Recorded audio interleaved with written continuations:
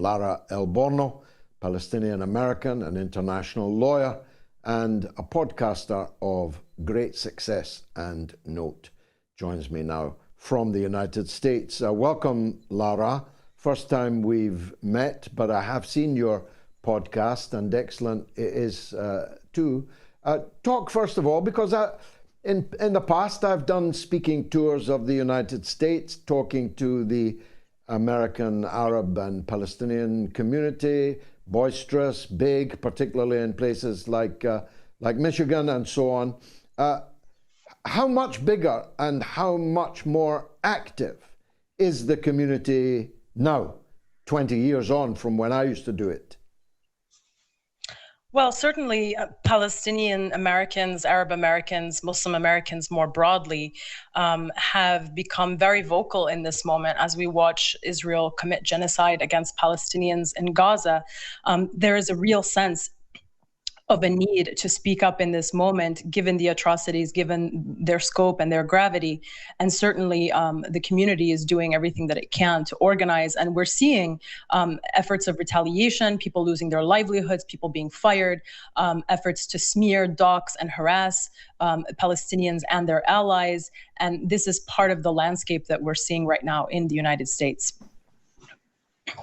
Now, 3 of your community were actually shot, an attempted murder against them just a few days ago, and someone's under arrest for that crime. So being fired from your job is one thing. People are trying to murder members of the community. What self-defense mechanisms are you able to put in place? Are people guarding mosques and so on, for example?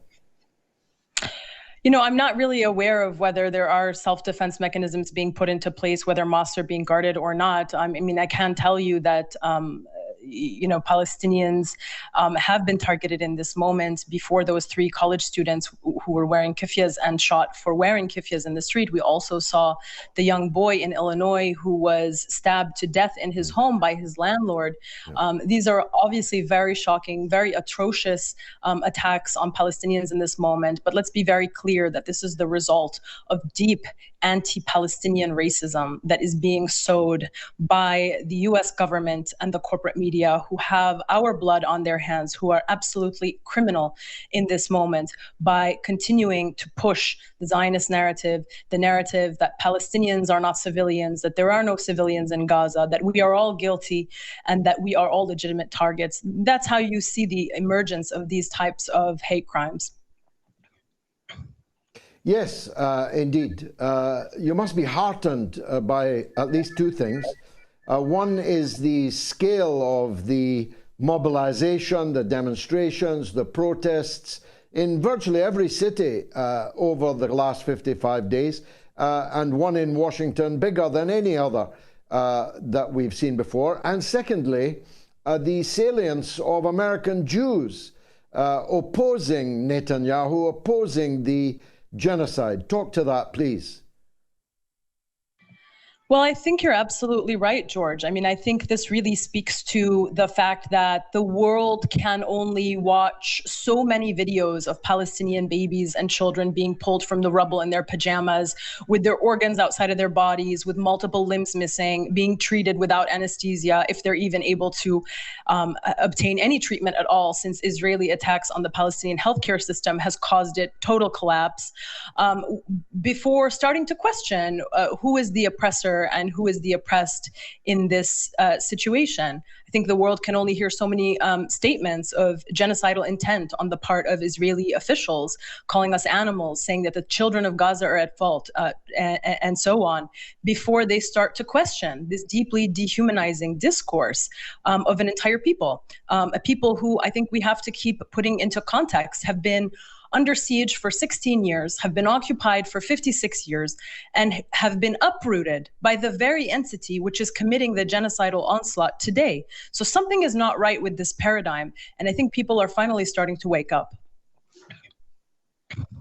Yes, I mean, the racism stems from, I was talking to a professor earlier in the show about it, it stems from this I think, nebulous feeling that Israelis are people like us and Palestinians are other. I've got to say, looking at you and listening to you, you strike me as much more people like us or people like I wish we were. This false dichotomy has survived even the emergence of highly qualified, highly successful, highly eloquent Palestinians in America like you. How? Well, look, I mean, there's a massive propaganda campaign. There's a massive propaganda campaign that's being carried out by the Israeli government and its supporters to get you to believe exactly this. But what you don't hear is that Palestinians have the highest literacy rate in the region at 97%. What you don't hear is how educated we are. What you don't hear is that we are doctors, we are lawyers, we are engineers, we are journalists. Just in this moment, query, why is it that Israel has killed over 200 doctors and health workers in Gaza and over 70 Palestinian journalists? Why is it that they have targeted the most educated, the brightest people in Palestinian society in Gaza? This is an intentional policy aimed at exterminating all of Palestinian society as a whole by targeting the best and brightest. It's a deeply, deeply distressing moment to watch this unfold and to see that the US and the EU and the Western powers continue to greenlight what is literally the world's best documented genocide in history. There is no doubt about that. There is no genocide that has been more well documented than what we have seen today. And similarly, there is no genocide where the genocidal intent has been clearer. In fact, numerous genocide scholars have come out and said that genocidal intent, which is typically the most difficult element to prove when you're trying to establish whether or not genocide has taken place, has been so clearly established in this moment by the statements of Israeli military and government. And so it's a deeply distressing moment, George. I can't emphasize it enough. Deeply distressing, and I've seen many such moments. So I'm definitely with you there. I can't think of a darker moment. Maybe the massacres of Sabra and Shatila, though that was particularly personal to me at the time. But I can't think of a darker moment than this. Now, we're all familiar, particularly in the United States, of the PEP phenomenon, the Progressive Accept Palestine.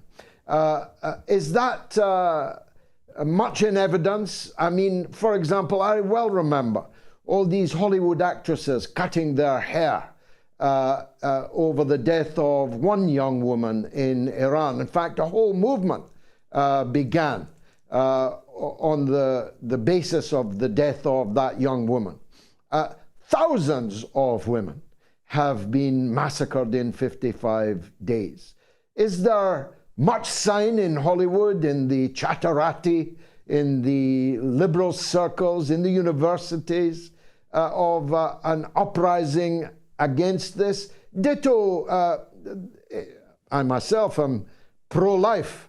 But where are all the pro-lifers in the United States over the murder of 5 babies in the incubator in Al-Nasser children's ward, online, available to watch this day? You know, I asked myself the same question. Actually, right before I got on with you, I was speaking with my friend Yusuf, who's actually a PICU nurse at Al-Nasser Hospital, and those were his patients. Those were his patients until he was forcibly removed from the hospital and forced to evacuate south, leaving his patients.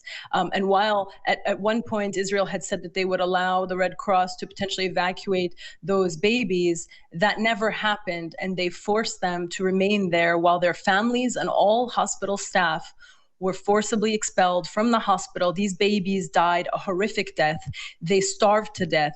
They were dehydrated to death. They froze to death because they were removed from the incubators, because Israel cut off all electricity to Gaza, because they bombed the oxygen tanks, so they didn't even have oxygen. So they also suffocated to death. I can't think of anything more horrific than to subject a preemie to this.